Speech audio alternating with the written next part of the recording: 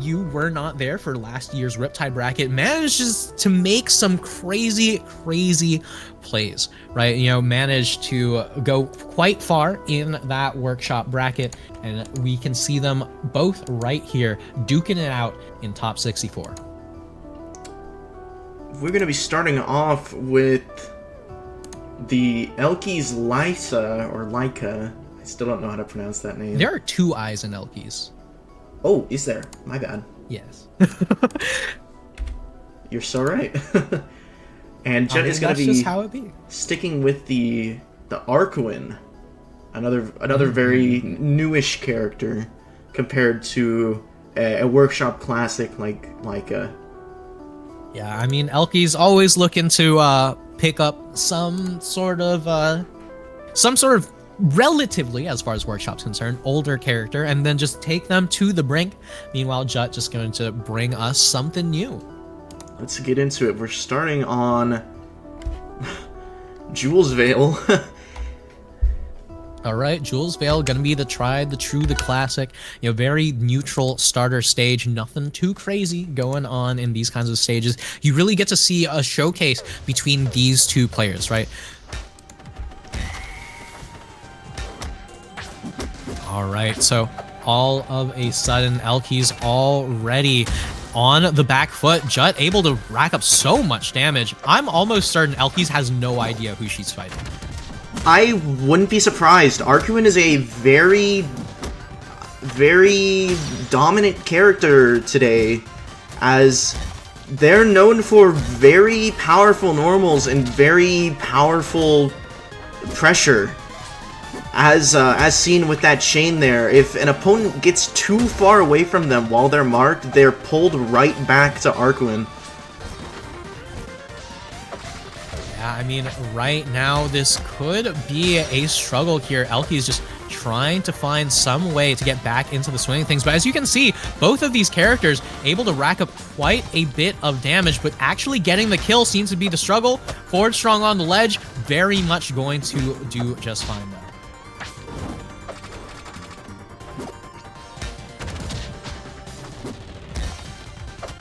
But right now, Jut able to get that first kill, able to turn things into a little bit more, but not so much in terms of that. Oh my god, never mind. I was about to say we're getting a relatively close match. elkiiees immediately going to be dropping down, though.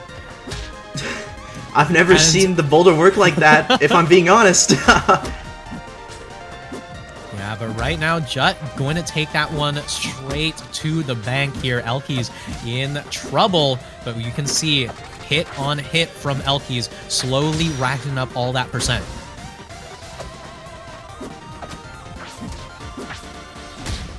Ooh, that was a nice strong catch right there. I don't believe Jut was ready for it, but, you know, respawning, getting back into the game. We'll see if elkiiees can make this game back after suffering 2 very misfortunate stocks. I mean, definitely a struggle here, but at the very least, you can see that she has some life still left in her. Jut, on the other hand, just looking for that one opportunity to finally get that kill. We saw the F-Strong work out just fine the last time, but not quite going to be able to lead into a kill just yet. Warrior not going to do it. I find it very impressive just how accurate Jut's chains can be. Oh, and has unfortunately missed the 2 setups that they had. Ooh, elkiiees able to get some percent off of Jut's misplays. Yeah, but you can see right here, 130% and counting. elkiiees absolutely has a kill opportunity, but is not going to come through. Jut going to be able to barely seal that one out with that one in the end. But that is scary as hell for Jut. Game number 1 is going to be going under their belt here, but the question is, are they going to be able to bring that momentum into any further games, as elkiiees, barring that early stock, was almost on the verge of bringing that one back? Right. Maybe we'll see with the stage change. Potentially, elkies may be able to find their footing a little bit better. Maybe not get spiked and die so early. And this does seem like a good stage to take it to if you want to prevent that. Merchant Port with the side platforms.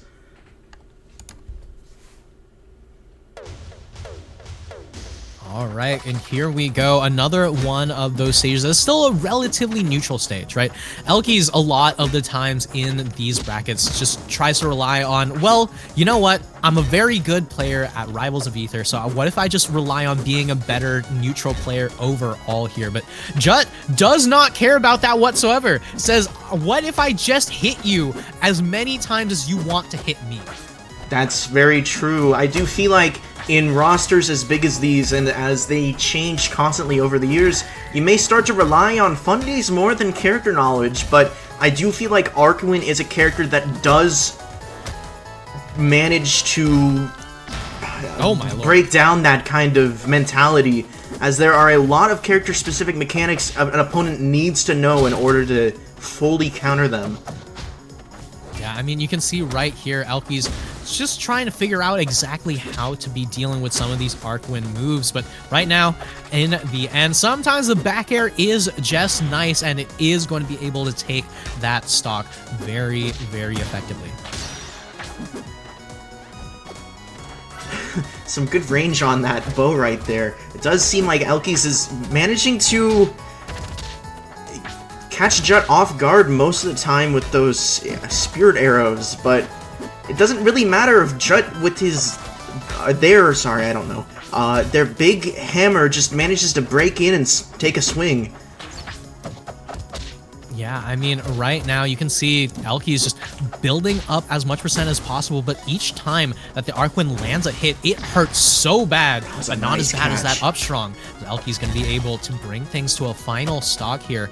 Jut could be in trouble, but at 84%, this is still very doable and exactly what we were talking about.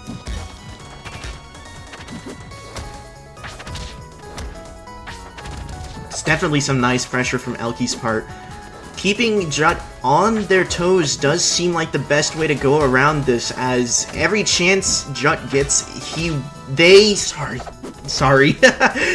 will manage to find a way to incorporate that big boulder into their gameplay and manage to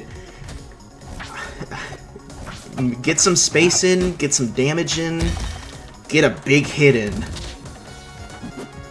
I mean, in the end, it is just going to be a matter of finding out who comes out on top here. elkiiees with the arrow, not going to be able to turn things into a kill just yet. Triple digits onto Jut here, and still trading aerials back and forth. Back air going to do it, and elkiiees going to take game number 2.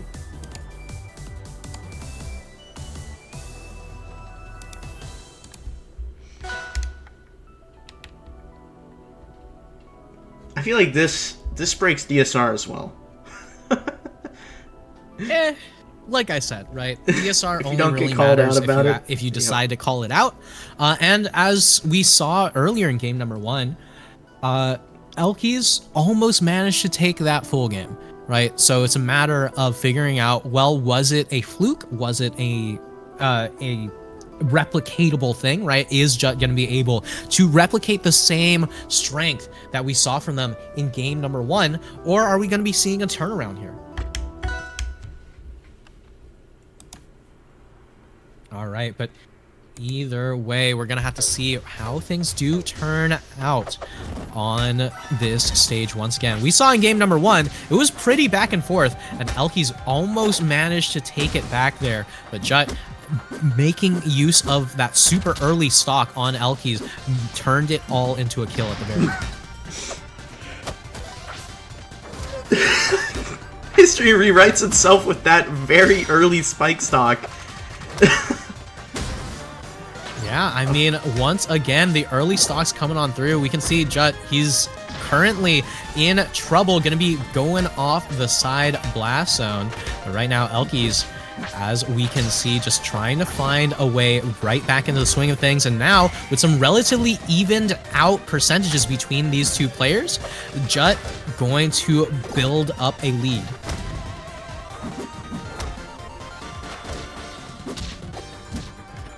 That was some nice spacing on elkiie's part. Again, yeah, some solid spacing here and there, but right now Jut needs to find a way how to break past elkiie's wall of aerials. elkiie's just continuous control over this neutral here, and now triple digits on the Penguin, but not going to be going off the side until the down strong comes through. If I'm Jut, I'm thinking, man, how can I replicate that first game? How can I get elkiie's in the position that I want them to be in again? And right now, a little bit of extra charge on that up strong, going to be able to catch her landing. So at the very least, we can see elkiie's still very much beatable, but Jut trying to get back on the stage here. This could be it. That offstage position is absolutely not one a player would want to be in against Lyca. Yeah, I mean, you can see Jut just continuing to get those chains launched directly onto elkiie's, just trying to keep her chained directly to him. I mean, looking like Biken right now, just keeping everything as close as possible, but now very close to kill percent for both of these characters, both of these players. elkiie's in a lot of trouble. Ooh, and that parry will take the game.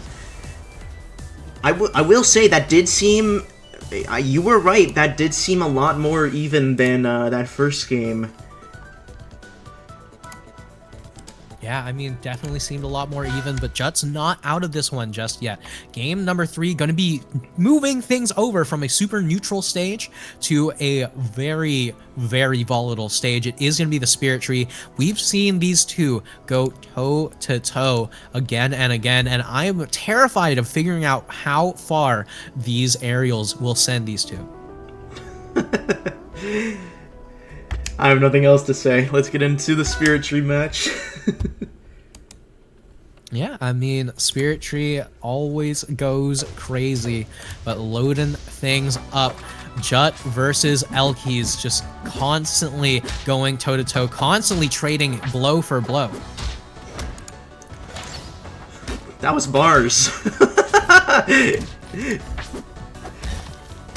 Yeah, I mean, either way, elkiie's versus Jut right now. elkiie's putting Jut into the aerial prison here, just constantly trying to put him in a very difficult position.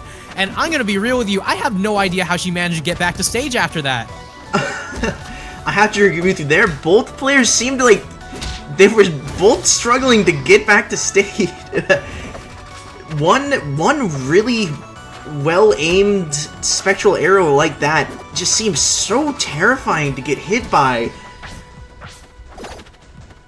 Yeah, it definitely seems very, very terrifying. But right now, elkiie's and Jut still going at it. The aerials coming through for elkiie's, though, just racking up so much damage bit by bit. You can see the rolls coming on through. The Rivals spot dodge going crazy. elkiie's bringing some Rivals 2 love into the first game. But in the end, Jut with that one back air, I believe, still going to be able to even out that stock count. Oh, whoa, what even happened there? It's a very interesting trade. Yeah, that's one of the elkiie's classics, just going to throw out a fully charged strong attack where she expects the opponent to be, and in the end, it kind of tends to work out regardless of what game she's playing, whether it be Ultimate, Rivals 1, Rivals 2, or Rivals 1 Workshop. But right now, in the end, Jut needs to find a way how to even out that stock count. It is not over till it's over on Spirit Tree. That's a very good mentality to have for all players. Oh! And elkiie's responds with the spike of their own. Yeah, payback for the countless of times Jut pulled that. Yeah, I mean, you can see Jut just recovering with these hitboxes, and elkiie's says, all right, I know exactly where these hitboxes are. I've got the download. I just need to be a slight bit more to the left this time, and with a spike, manages to seal it out 3-1. Jut putting up a good fight, but elkiiees still showing off why she's a top seed.